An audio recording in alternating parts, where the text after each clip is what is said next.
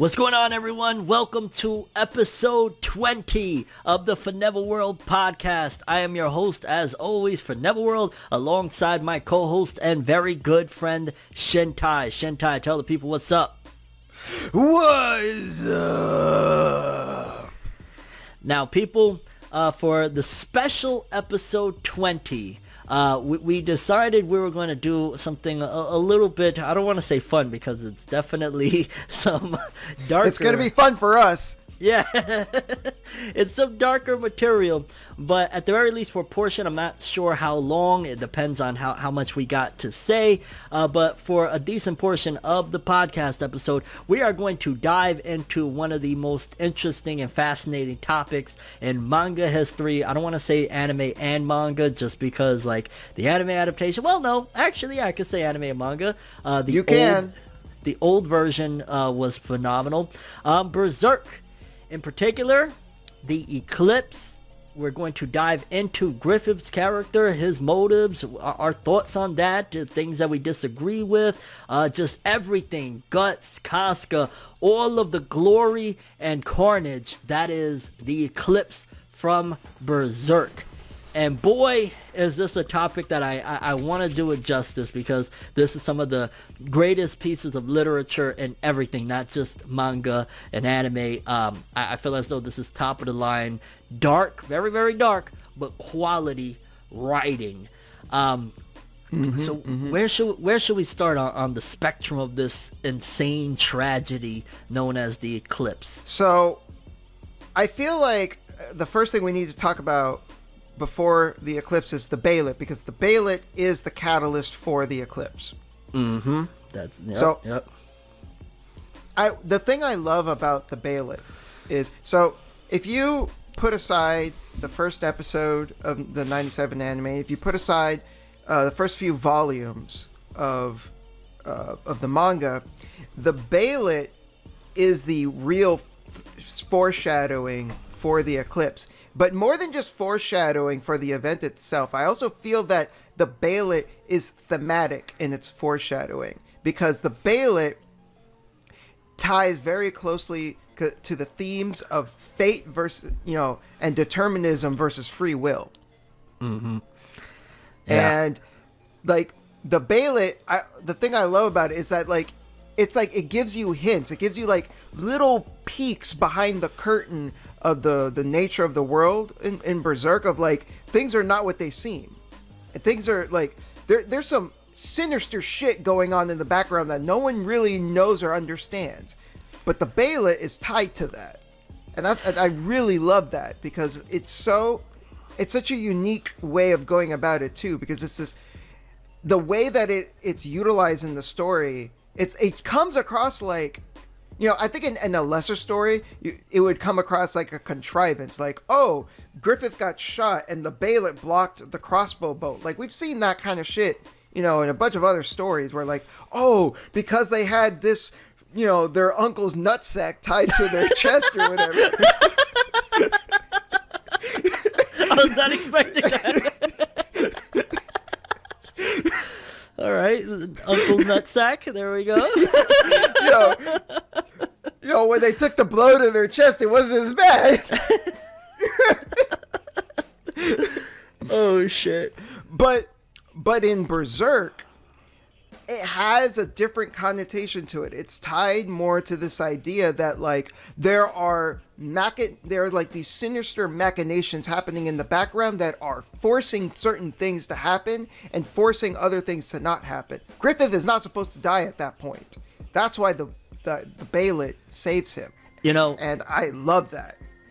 It's so interesting too how integral to everything the Bailet is, because like there's certain, like in different mediums, whatever, there's an item or an object or just something that again is like, oh, it's for the sake of the plot and shit like that. But if you think about it, you take the Bailet out, there's literally almost no Berserk. Essentially, there's no, because a lot of it I feel is like, okay, how much of the Bailet is connected to essentially the fate of Guts and Griffith even meeting to begin with? Like, do you think you take the Bailet out, they don't meet? Yo.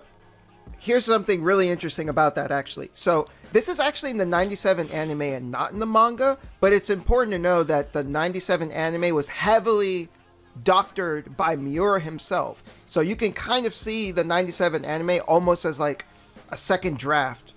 But there is a scene in the second episode where, where Guts is fighting Bazuzo, right? You remember that? I don't remember his name. You talking about when he was younger? He was younger and he was fighting some dude with an axe. This is like the first thing you see in the flashback. During that fight, Griffith is watching Guts and he's clutching the Beylet. So him clutching the Beylet was in the anime but not in the manga. So, it's a little fuzzy how canon it is. But again, the anime was heavily doctored by Miura. Miura was heavily involved. And I think he put that there intentionally. Like, I'm sure, like, if he could go back, he'd probably put it back in the manga. So I think that was Miura's way of getting across the importance of the Beylet, that early on. Like, that the Beylet is that influential in the events. Like, even this early in the story, the Beylet's already having an influence.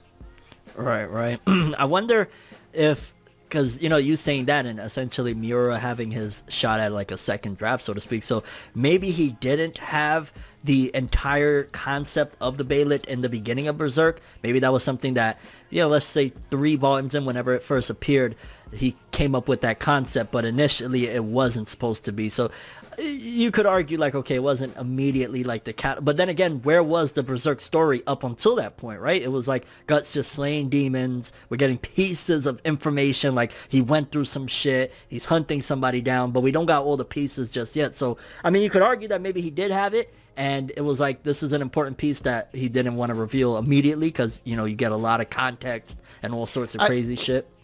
I think an important thing to remember too is that the 97 anime only had that first episode that represented the Black Swordsman arc. Yeah. So there was a lot of stuff in those first 3 volumes that are not translated into the 97 anime. So that may have been, so some of that stuff had to be like a little more subtly conveyed in the 97 anime. Yeah. So I think that's part of that. So we got the Beylet right now. We could definitely tackle back in. Now, one of the things, and it's honestly one of the most iconic speeches in all of anime and manga history. And I know I keep saying that, but that's just the importance and how much on a pedestal that I truly put Berserk in all of its glory. The speech that kind of leads everything. I don't want to say that, because then we'll keep on saying this is the catalyst, but in terms of being the catalyst to Guts leaving the Band of the Hawk and what led even further into the selling out that led to the eclipse or whatever, when Griffith is talking to the princess and she's like, yes, your comrades, or your friends are awesome and it's great, your relationship, and he's like, oh, they're my trusted comrades, but they're not my friends. In order to be my friend, and he gives the most valiant fucking speech ever, and you boil it down, it's essentially, you got to be equal to me in order for me to consider you a friend. And that right there rocked the foundation of their relationship. Do you think that Griffith would have ever told Guts that, or he was essentially leading him on, or do you even think Griffith truly believed that when it came to Guts? You could argue he felt that way about the rest of the Band of the Hawk, but do you believe that Griffith felt that way truly about Guts? I think it's really hard to say. First of all, that speech is great, and I wanted to point something out real quick. I loved how Guts is at the bottom of the stairs, Griffith is at the top of the stairs. What do you think that's trying to get across? Yes. It's so, well, there's a lot of things you could say. It's like he feels like he's so grandiose, so when Guts is down there, you could also argue there's the separation. This is the distance between the two of them, where they're at mentally, where they're at status-wise, friendship-wise. And it also gets across how Guts feels at that moment. Suddenly he realizes that there's this huge gap between them that he didn't even know was there. Yeah. Oh man, I swear to God on everything, bro. The hairs on my arms just stood up talking about that right now. Oh, okay. So do you think Griffith would have actually told Guts that to his face? You think he would have actually said that at any given point, or basically he got caught slipping when Guts heard that? He got caught slipping for sure. I don't, because Griffith is extremely calculated. He said that shit to the princess specifically because he's trying to look impressive to her. He's like posturing. He wants her to think like, oh my God, he's super deep and all this shit. He's always trying to do things to impress her. Why? Because he wants to be the king. How do you become the king? You get in with the fucking princess. Yeah, and he definitely got in the princess, but yeah. So would he ever say that shit to Guts? Hell no. Does he actually believe that though? I think that's a different story. And I think it's very important to know and to understand that the way that Griffith treats Guts is very different from everyone else. This is something I think a few people miss, but like Guts is treated completely differently. And the reason why is hard to tell. Is it that Griffith is secretly in love with him? I don't know. Is it because he actually does value him as a friend? Maybe. Is it because that like everyone else is always dying around him and he feels that he can trust Guts to stay alive? I think that could also be possible. I think the value he saw in Guts, like he saw, if he was like his ultimate dream is this kingdom and you know getting to this plateau, he saw Guts as the proverbial key to his kingdom, and that's why like he treated like, you know, you're important to me, like, you know, Griffith was I can't even think of the right word. I partly agree with that, and I think that is part of it. However, there is a specific line that Griffith has during the eclipse where Griffith says, you know, but I don't remember if he said it directly to Guts. I think it was actually like his inner thoughts, but he said, you were the only one that made me forget about my dream. You know how many times in my real life, well, not how many times, but I've actually used that, as corny as it sounds. That is a godlike fucking line right there. So when you said it right now, believe me, I knew exactly that line. And I think that speaks a lot to the relationship, or at least the way that he viewed Guts, where like Guts meant so much to him that like, even though Guts was helping him achieve his goal, achieve his dreams of one day, you know, being a king or living in a castle or whatever, there was something about Guts where for at least a moment he thought, you know what, if I don't, then maybe that wouldn't be so bad because at least I still have Guts. Yeah, it's fascinating. It's just such a deep, complex, like Griffith feels, you take all the grandiose, so supernatural shit out of it, he feels like a real person, because, you know, people is different from a character. People are there's so much to it. You know, somebody could feel this way about something and feel a totally different way about something else, even though they're almost identical. Like, people are fascinating on how complex somebody can really be. Griffith is that. He's not one-dimensional. So you look at that conversation, it's like, you could argue, like you said, he's posturing for the princess and what he's saying. But then a piece of it, you could argue that maybe he does feel legit because of the distance, the angle of them being up on the, you know, Griffith being up there and Guts being down there. But then you could argue that maybe there is a small side of him that feels like, no, that out of everybody there, Rickard, all of them, that is my friend. So he's such a complex guy, which again, hey, I'm going to be probably saying this throughout the whole episode. That's why Griffith is such a great fucking character. But he's not black and white. He's not like, oh, one way, like Griffith is always happy, Griffith is always mad. Like, this man, for his dream that meant everything to him, would fucking sell his body. Like, this guy, he saw no fucking, like, nothing was, which, again, that's a contradiction right there, right? Like, keep going back to that scene. He's up here, Guts is down there, but he's willing to go down there, even lower, to, you know, selling his body for money to feed his people, which that's an honorable thing to feed your people. You'll do anything. But to somebody like him that wants to be king one day, you'd imagine what that does to his pride. You see him when he's washing himself off in that scene, and he's like, you know, cutting himself because it's just destroying him mentally, what he's doing and shit like that. So it's just fascinating that there's so many different answers to what he really felt when he told the princess that them, you know, the Band of the Hawk are not his friends. So I think you touched on something that is, I always found it really interesting, really fascinating, where a lot of people, even fans, kind of deify Griffith almost. Obviously, he kind of does become a god, but like I'm talking about before that in the Golden Age, where like even like the people in the Band of the Hawk treat Griffith like he is above everyone else, like he can do no wrong. He's a god. He's just like, he's put on this pedestal. Life. And like because of that, he also seems so aloof. Like nobody really gets him. Nobody really understands him. Like because he's just so above everyone else. And I think that's part of the reason why Griffith liked Guts so much, because Guts didn't really treat him like that. He treated him like a friend.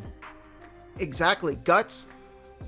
That's why that moment shocked Guts so much down to his fucking core, because he always thought of Griffith as an equal. So to hear Griffith talking about how no one is his equal, it rocked his foundation, because he thought that totally changed his perspective. And you go back just moments before this scene, what Guts did that kind of fucked with his own conscience and who he is as a person. He went and murdered a child for Griffith, which that fucked him up really bad. Like that was not no easy task. Like Guts may be a hardened soldier and everything, but to go on an assassin's mission that is out of the norm for him. He's a warrior, not an assassin, not a ninja, anything like that. And on top of that, to murder an innocent child, to, you know, shake the royalty up and all that shit. That to be clear, that was an accident. Like, he wasn't supposed to kill the kid. He was supposed to kill the kid's dad. But on top of that, he did it. He was going to have to live with that. And to hear that, like, you know, imagine you go on a mission, something really bad like that happens, fucks your mind up. And then on top of that, the person, you're thinking they're about to be grateful. They're about to say, yo, shit happens. Don't worry about it. Oh, that's not my friend. That's just a, you know, dude I rock with. But, like, we're not friends. What that would do to him. No, yeah, absolutely. That, and you know, if you think about it, Guts is not the right person for that job. Judo would have been the right man for that job. Judo's got throwing knives. He's stealthier. Like, but Griffith doesn't trust Judo. That's exactly it. It's not even that he doesn't trust Judo. It's that Griffith is showing a side to himself, to Guts, that he doesn't show to other people, because he's asking Guts to do something that is underhanded. The way I see it, the reason he didn't use Judo wasn't necessarily because he didn't trust Judo, but it's more so that he was showing a side himself to Guts that he wouldn't show other people, because he's doing something that's really underhanded, a little more sinister. It would taint his image. Right. And I think, at least in Griffith's mind, like, the way that someone like Judo looks up to him, it would they would probably look at him differently. Like, oh, you want me to do an assassination? Like, that doesn't seem like something, you would So I feel like Griffith asked, like, even though chances are Judo probably would have just did it and wouldn't been like, oh, no problem. You want me to kill some guy? Fine. But again, I think it's Griffith not feeling comfortable with that, and he's looking to Guts instead, because he knows that Guts isn't going to judge him. He knows that Guts would accept him, and Guts did. Guts even said, like, "Oh, I remember Guts said something like, "Why are you asking for me to do it? Yeah, just give me the order. Me to do it." Yep. Oh man. So inevitably, those acts, which, as a matter of fact, let's go into, since we're talking about his relationship with the Band of the Hawk. At what point do you think that he completely, because there comes a point, in my opinion anyway, from my perspective, that in order to do something like what Griffith did, where he, sold them all out and shit like that, you gotta essentially see that in your mind, you already killed them, they're already dead before the act is committed. At what point in time before the eclipse, and don't worry people, we are going to talk about the eclipse, we're not going to say, hey, we're going to talk about the eclipse and talk about everything but it. But at what point in time do you think he was already married to the idea that they're dead, the entire band of the Hawk, before everything went to hell? I don't think it happened before everything went to hell. I think it was something that he had to learn to accept during the eclipse. I think it happened while he was transforming into Femto, because during that transformation he was being shown all of these images. He was revisiting his past when he was a little kid and stuff, and I think the moment where he finally accepted was when it showed like all the dead bodies, in this like illusion or whatever, this dream. He was just like completely surrounded by all these dead bodies, and the old lady was like, "Hey, you're gonna need a lot of more dead bodies if you want to go reach that castle." And I think for Griffith at that point, it became like, well, if I don't do it at this point, all of these deaths would have been for nothing. So he has to do it. And the Band of the Hawk are the same. See, I look at it like this, because mind you, leading up until that point where he's crippled, all of that shit, and we'll talk about that in a second, but the moment I feel like he made up his mind and they were already dead in his mind was because, leading up, I think he had an idea of what was about to happen. I don't think it just completely sprung on him that, hey, you want to sell them out? Like, I think there was, to a certain degree, him understanding that in order to reach his goals, he has to leave behind the life that he was leading. And I think the moment he made up his mind is when he has that flashback sequence and he's crippled, he has accepted a life of quote-unquote mediocrity, normalcy, whatever you want to call it, with Casca taking care of him. And that rattled his mind, the thought of like, basically, oh, so my dreams is completely done. The moment, like what was prophesized, the moment his dreams he saw in his mind were completely out of reach and shattered, is the moment he said, fuck all of these people, fuck guts, fuck everything that I thought in these last few years. It's over. They're dead to me. That's when I think, personally, he, at the very least, started having that mindset of, in order to get what I want, my time with these people, my tension with these people has to come to a close. I could see that. I think that's definitely a part of it as well. For me, I think it's definitely the moment that I mentioned before where he's surrounded by all the dead bodies, because that really hammered in home that idea that like all these people have died. Some of them were Band of the Hawk, but a lot of them were just people that he fucking killed, people that the Band of the Hawk killed, all for his ambitions. And what was being impressed upon him in that moment was, yeah, the Band of the Hawk as well. They're included. Yeah. It, like, looking at it as a whole, if you wanted to describe everything leading up to this point and why Griffith did what he did, at the end of the day, it's basically, in a simplistic form, a man's unwillingness to accept when his dreams have failed, to accept that his dreams are dead. And you could even say, to a certain degree, that this is an evil fantasy of somebody, like, let's just say they're stricken with an illness that it's going to kill them or some shit like that. This is almost an evil fantasy of like, yo, if I had the opportunity to sacrifice all you motherfuckers so I could live again and keep going after my dream, I would do it. Like, that's, in my opinion, the mindset that is placed there on a simple, just taking out the grandiose elements and shit of like, hey, to reach my dreams, fuck everyone else, no matter what. Yeah, I mean, the thing is, I don't think from Griffith's perspective, it's not from a position of malice. It's not like he's like, fuck you people. It's more like, hey, you signed up for this. Almost like some street code shit, like, you know what you signed up for, fam, just take it. It's like, hey, I didn't lie to you, motherfuckers. You literally kill people for me for a living. You should have known that there's a chance that you're gonna fucking die. Here's that time. You're gonna fucking die.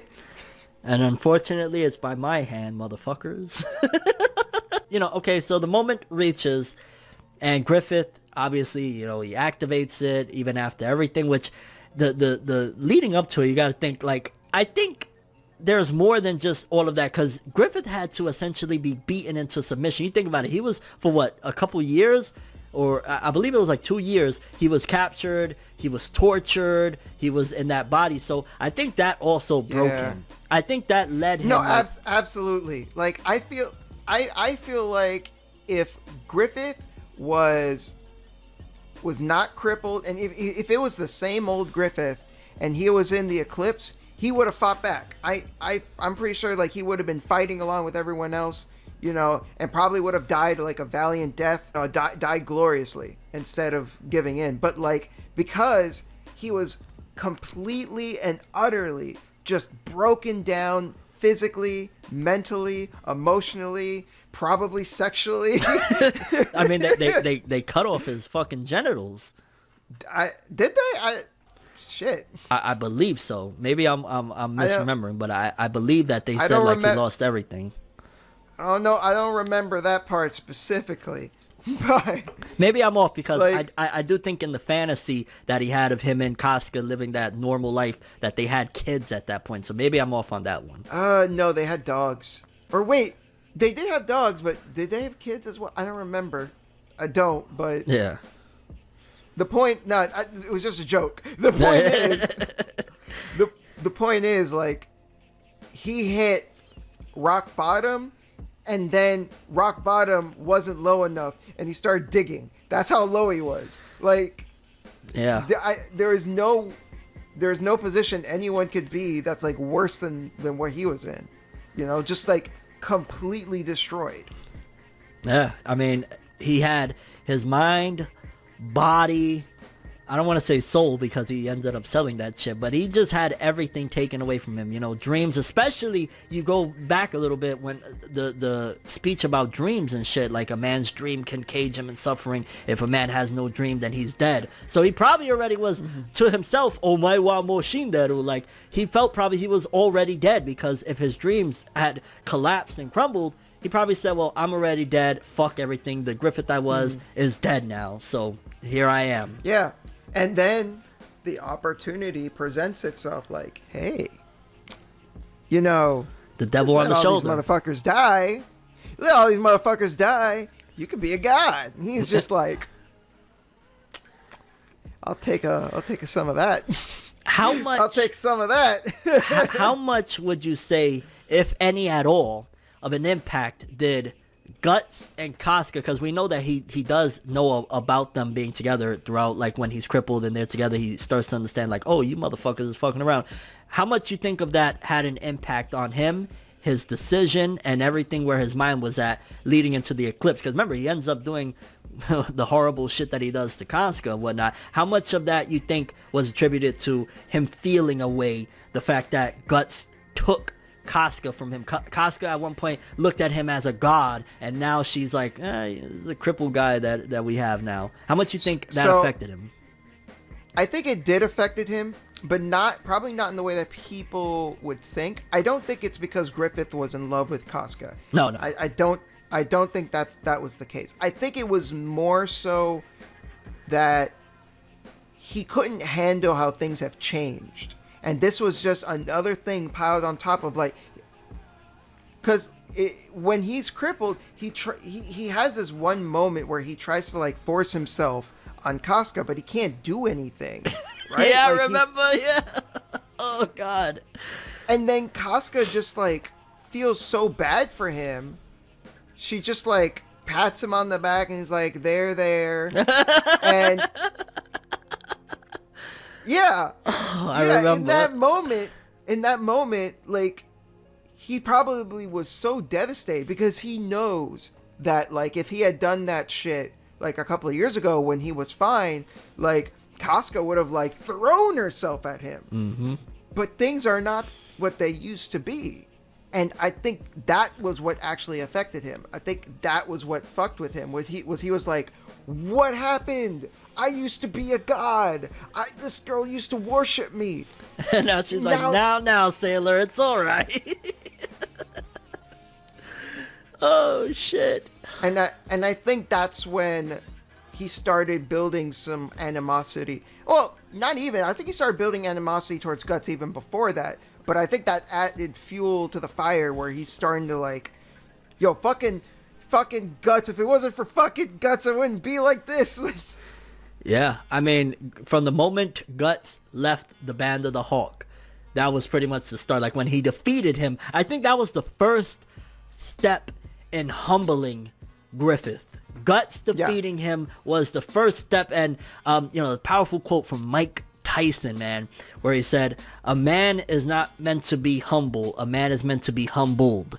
And he was humbled for the very first time that one of his foot soldiers, one of these people that, whatever you want to call the dynamics of their relationship, actually defeated him and won his freedom to leave, his collective and shit like that. Because obviously, what it led to, him going and risking it all to get inside of the princess, and that led to him getting captured and shit like that. So that right there, him being humbled for the very first time, you could argue even that might be the catalyst that led to everything. There's just so many points that drove this, man, which is why Berserk is so incredible, that there's so many moments that you could argue, well, maybe it was when Guts left. Maybe it was when Guts first heard the conversation. Maybe it was when he was crippled. Maybe it was when there's just so much that it wasn't one thing. Yeah, the reality is like it's a combination of all these things. Yeah, it was an amalgamation of sorts of devastation to this godlike man that, I don't even think Griffith realized how highly he thought of himself to a certain degree. Like, he would have those moments, like, again, after he did the old king and got his money and shit, where he would go crazy. But I don't think he realized where his ego was and what would happen to him if things really went left. Because, like, for it to go from him being just, kind of an asshole to the way he looks at these people and feeling like he's on this pedestal to really rock bottom, like, I don't think he realized that he was just mentally all the way thinking, like, yeah, he knew he wanted to be a king. Yeah, he looked down on people, but I don't think to that magnitude of how much it destroyed him, of like, I really thought I was the shit. The hottest thing. Yeah. And I want to backtrack a bit to that fight, because I want to say that's the first time in the story where we get to hear Griffith's thoughts. Because, for most of the manga, we get to hear what Guts is thinking. But that's the first time we get to hear what Griffith is thinking. And the things that he's saying to himself, before the fight, is he's basically going like, he is mine. Like, I own him. If I can't have him, no one will. Like, he's thinking about, like, I have to disarm him or something. That could kill him. But then if, fuck it. I'd rather him die than let him go. Like, because he's so fucking possessive. Yeah. I mean, he had the mindset of, I'm a king. I just need to get my kingdom. So you think about it, like, these are all, everybody a part of the Band of the Hawk, they're mine. Like, even when he told the princess, I don't think he completely believed in that, of like, they're my trusted comrades. They were pawns in his chess game. Yeah, they were. And in this moment, he's like King Arthur losing Lancelot. Good pull there.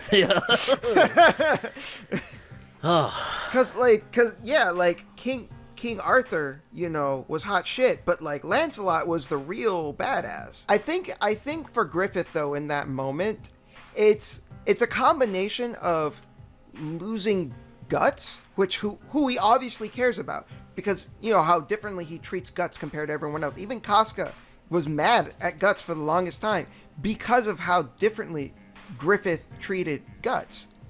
But on top of that, I think it's also the idea that, like, he's losing something. Like, in his mind, he has only ever gotten what he wanted. He's always gotten things that he wanted, and in this moment, that like, it's like impossible for him. Like, he can't even process, like, what do you mean you're leaving? You what? No. Yeah. It it's something that like it's never even. I guarantee you, it's never even crossed his mind. This was never even a possibility. Percentage 0 in his mind.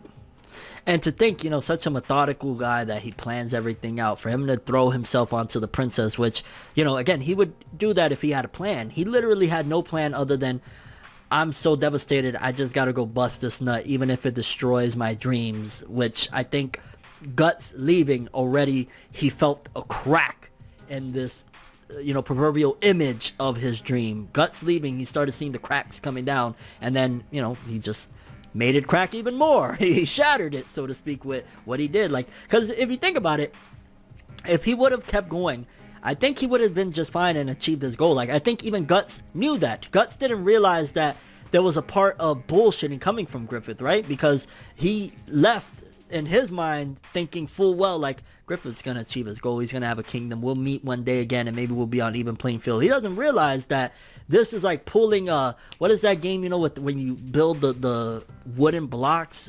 Not Jenga. Jenga. Yeah, it is Jenga. He pulled, like, basically pulled the block and it all crumbles. So I don't think even Guts understood to what magnitude this guy felt, because he was just like, whatever. And again, if Griffith didn't say, like, be in shambles after that, he probably could have continued and kept on ranking up and shit. But there's something, again, so much more to it of what Guts meant to him, that he went and made that fatal mistake. Like, because, he could have went right there and said, being distraught and shit, like, why not just go bone Casca? Like, she wants you. She's right there. Why go risk it all with the princess? So I think there's a couple of reasons for that. So I think it's because in that moment, he felt like his dream was slipping away, because Guts was a big part of him achieving his dream, and he equated his dream with the princess because she was like part of that end goal. So I think, like, since he was emotionally vulnerable, he went to the princess to feel like he can get closer to that dream again. Oh shit, yeah. But here's the thing. It backfired. It didn't just backfire in regards to, he got caught and blah, blah, blah. It backfired even with the intention of just making him feel better, because this was not something that they got across in the anime. This is something that was elaborated on in the manga. The whole time he's with the princess that night, he's thinking about Guts. He's thinking about all the things Guts told him. Things that Guts told him that probably he looked back on and thought about fondly. Suddenly, those things are in his head and are affecting him negatively. They're like, instead of comforting him, they're like daggers. Yeah. Oh, man. Yeah. No, I do think that they showed a little bit of imagery of that in the anime as well. I do think they showed pieces of, not probably to the extent, and I've read the manga as well for this part, so, but I just can't really remember exactly. But I do think in the anime they showed a bit of him thinking about Guts, but again, the manga probably went into way more vivid detail. I don't remember exactly what the anime showed, but like, in the manga they go into a lot more detail, and he's having like flashbacks to like conversations that he had with Guts. Man, their relationship. Now, okay, so the eclipse. One of the things that obviously, okay, because people want us, I'm sure, to talk about the goddamn eclipse. We talk about everything around it. Of course, all the members of the Band of the Hawk get slaughtered down. I think one of them, if I'm not mistaken, it was just one that stood behind and didn't get wrapped up. The youngest one, is it Rickard? Rickard. Yeah, so he survives. Maybe we'll talk about that at another time. Maybe we'll have a bigger discussion outside of this, but I don't want to dive into spoiler territory outside of everything leading up to the eclipse during the golden age and shit. So everyone dies. One of the things that is kind of, I guess, left up in a way to understand, but maybe it's more clearer than I really understand. The whole thing of him using Guts and Casca's fetus that they created and using it during the ceremony and shit. You want to elaborate on your understanding of what he did there? I don't. In what sense? Like symbolically? Yeah, like, okay, so was that used to, because again, maybe I'm misremembering shit. It's been a while. So was that used to turn him into Femto? I don't think so. I'm not. As far as I remember, I don't even know if it's actually, like Guts' kid. Like I think it was actually like ambiguous as to whether or not it was Femto's or if it was Guts's. I think but it definitely came from Casca in that moment. Because the thing is, like, Guts and Casca only had sex like once. But Griffith like, and right, her never did it. That's true. But like, yeah, I think that's it's part of the ambiguity of it, where like maybe it's Femto's kid, maybe it's Guts's kid. It's kind of a little bit of column A, a little bit of column B, maybe. And it's so disturbing because, like, you could tell Miura went with all intents and purposes to make sure this is one of the most graphic and disturbing things in anything, because, like, so there's a fetus of a child involved. There's words that I really don't care to use on this video, but the defiling, disgusting, disturbing act of what Griffith does to Casca, Guts getting his eye gouged out, getting his arm ripped off. So I want to say, since I saw the anime first, I remember that first episode where Guts doesn't have his eye, his arm is missing, and I remember watching the whole show and going like, when does this motherfucker lose his eye? How does he lose his arm? And I had no idea. I was like, he lost both at the same fucking time. Like, I blew my mind. I was like, what? Which arm is it that he loses? I think it's his left arm. His left arm. Okay, because that would, I mean, I don't know if you've seen this a lot in Japanese literature. They like that whole thing. I've seen it in Naruto and a few other series, especially lately. I've seen it more and more frequent. The whole thing of like the power of holding hands. I know that this is way deeper and darker than that, but that's a basic concept of like friendship and shit like that. And again, I know this is friendship on another mature level. This is grown-up shit, okay? So I'm not trying to get it twisted into the world of shonen and shit like that. But if you think about it, Griffith, and maybe I'm stretching, but Griffith felt he lost his right-hand man. He loses his left arm. Do you think that there's anything symbolic about that? Like, the whole holding hand concept, essentially from like, Japanese literature and stuff like that? Or it's just like, hey, he took an arm? No, I mean, I now that you bring it up, because I didn't know that was a thing. Yeah. Now that you bring it up, it probably makes sense. Because Miura made the Black Swordsman arc first. So he knew that he already planned out, okay, Guts lost his arm. And, we also know even that early on that he had animosity towards Griffith. We just don't know why yet. And I don't think it's a coincidence that he loses his arm during the eclipse, not directly Griffith. Griffith wasn't the one that directly cut off his arm. But I don't think it's a coincidence that it happened during the eclipse. Mm-hmm. Symbolizing, again, the shattering of, like, the holding of hands, the power of two people caring for each other on that level. Because, again, like, and I always like to add that disclaimer. Mm-hmm. I understand this is on a deeper level, way more, but that's a basic foundation. I think, friends, especially when you're younger and shit like that. Obviously, these are grown men, but they kind of grew together from the time that they met each other and shit. They weren't the youngest or whatever, but they grew together for a decent point. So I do think that there's a possibility that, that was something that was the symbolic nature of Guts. Yeah, I mean, because one of my favorite things about the relationship between Guts and Griffith is like there's no like one word that gets across who they are. Like, are they friends? Sort of. Are they comrades? You could say that. Are they rivals?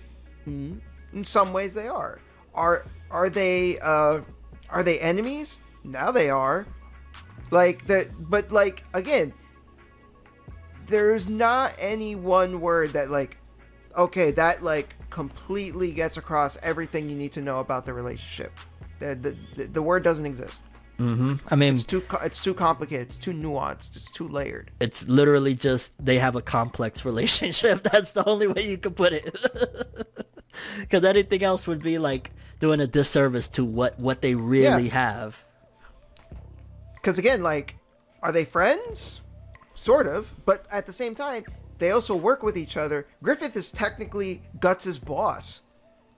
Like, it's kind of weird to think of it that way, but it's true. Like, Griffith runs the Band of the Hawk.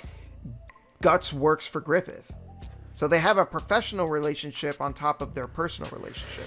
And to a certain degree, you could even argue, based on what Griffith's thoughts were when he was thinking about going up against Guts and all that shit, Griffith probably felt like he was his master. He felt like he was Guts' master to a certain degree. I own you. You know, he tells him multiple times throughout here, I own you. You're mine now. So there's probably a part of that as well that amongst everything, he felt like I'm your master. I own you.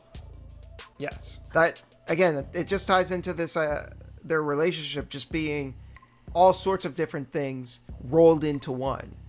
You know, Guts was his friend, his rival, his enemy, and his possession.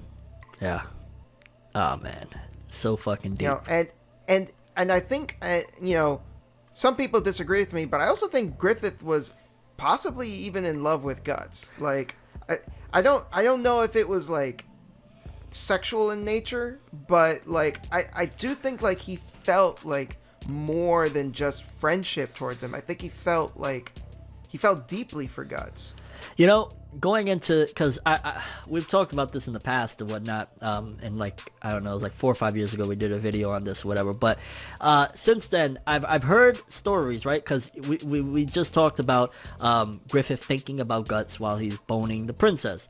Now some could argue like that might actually be something that you could add to the speculation of him being in love with Guts or whatever, but from what I've heard from like people that, let's just say they shot somebody, they murdered somebody, things like that, sometimes you can think of those people, you can have those thoughts. Sometimes when you're very stressed out, you can think about something about your best friend. You could think like, that has actually been something that I've heard a lot of people say throughout these years, of like, you will have these thoughts in your mind, like my best friend that betrayed me, you know, this guy that disrespected me and I had to do something to him, while you're sexually intimate with, you know, whatever female partner you have at the time. So that's something that you could argue that, well, maybe it could have been romantic of him thinking of that way, or it could have just been that he was in that zone, in that mode of like, he's getting his stress out via, you know, this sexual encounter with the princess, but this is, that's what it is of why he's thinking of these people, because this is his way of releasing. I wasn't thinking of that specifically, but I was thinking of another moment where he's about to be saved, and he's being shown a vision, and he sees Guts, Casca, and Pippin. They're all coming to save him. And, you know, this is another moment where we get to hear his thoughts a little bit, and he's talking about, like, all the emotions that he's feeling in that moment. He says he's feeling sadness, and he's feeling anger, and then he's at the same time he's also feeling happiness and love. So was that love directed at Guts? It's possible. Again, I'm not saying that Griffith is definitely gay for Guts. I'm just saying it's a possibility. I mean, you could add to the fact that, and I mean, you know, these are different times. Obviously, this is takes place in the Middle Ages or whatever. But two grown-ass men throwing water on each other butt-ass naked. That's something to think like, why are you doing that?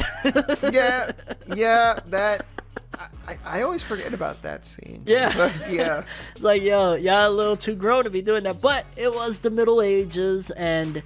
you know, things was different back then. I saw, you know, what I saw personally, I saw that moment more as like, because even the princess herself pointed out, like, you know, sometimes you sound like a poet, you know, sometimes you sound like a scholar, but then other times you sound like you're a little kid.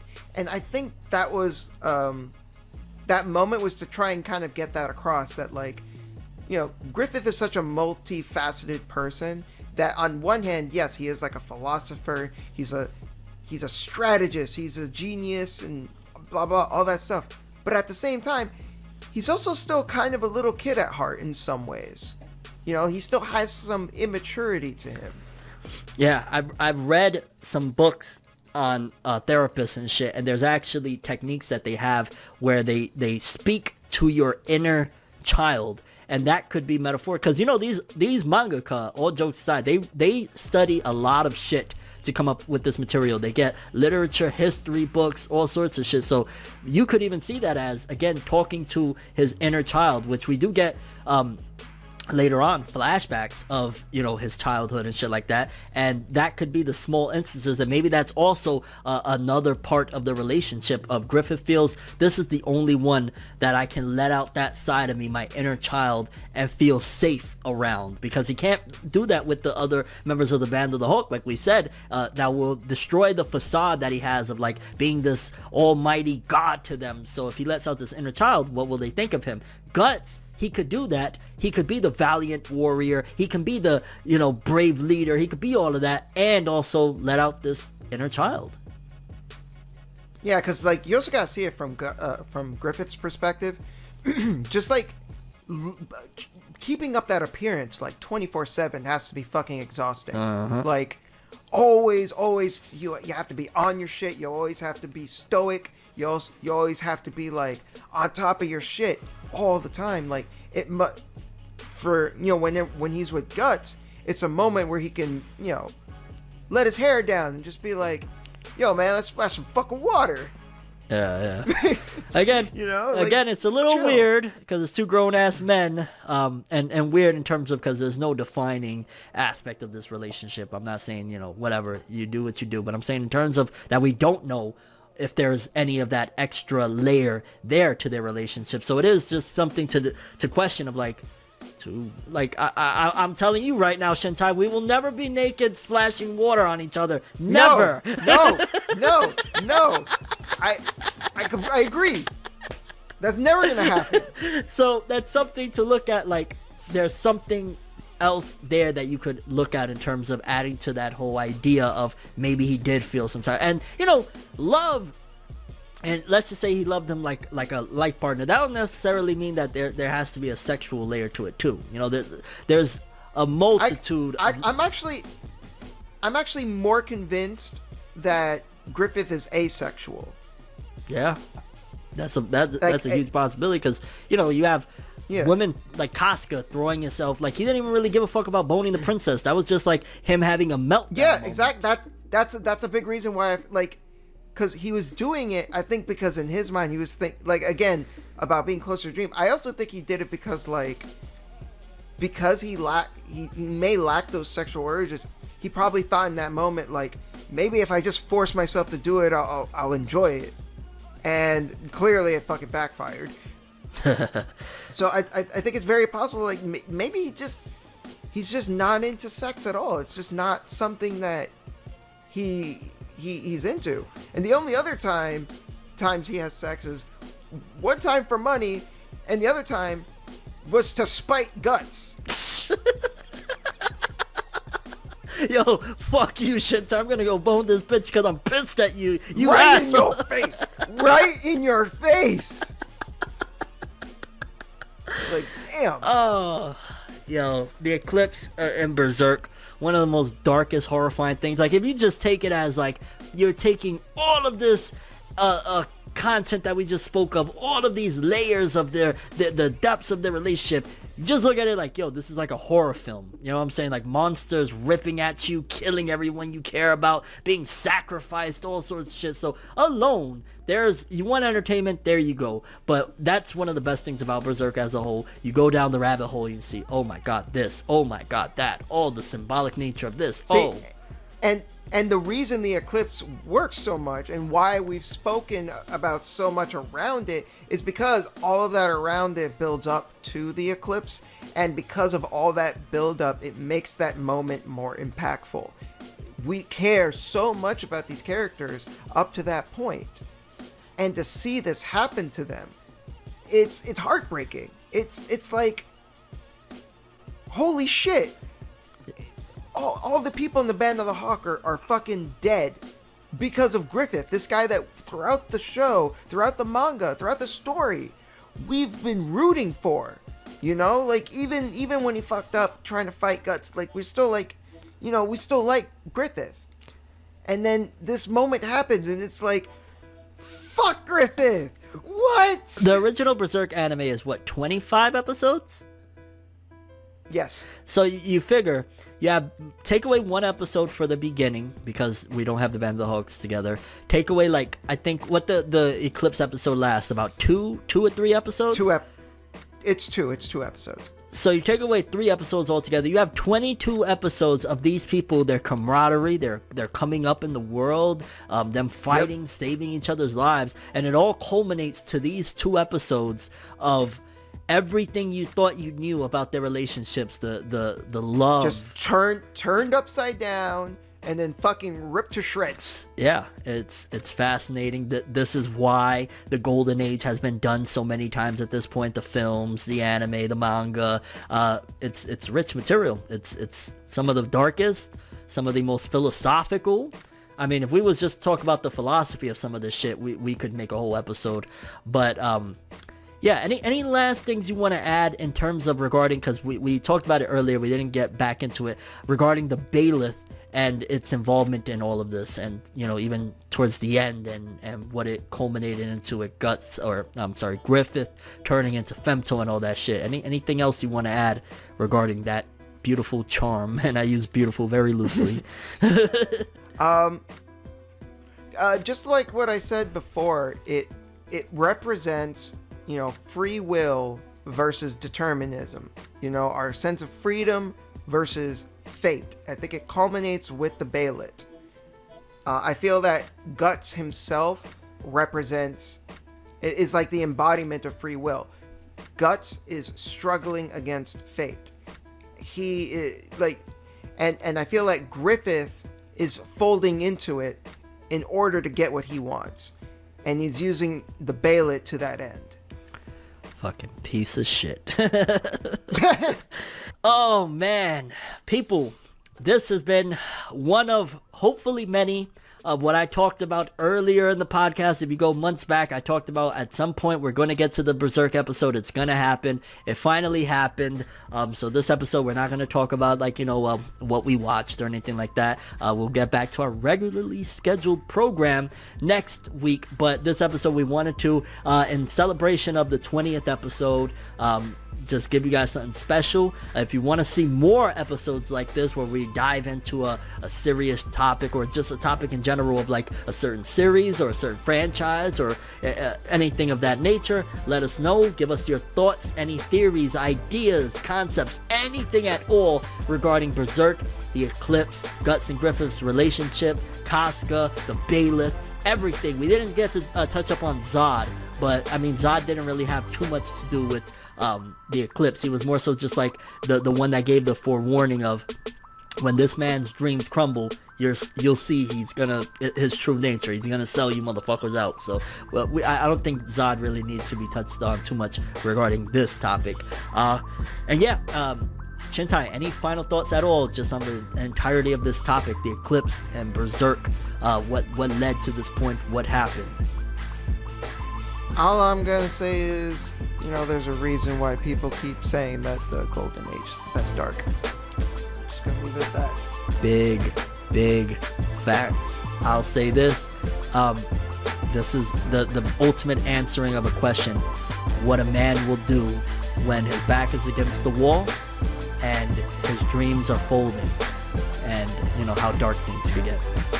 Yeah, I think that's that. Absolutely. That's everything.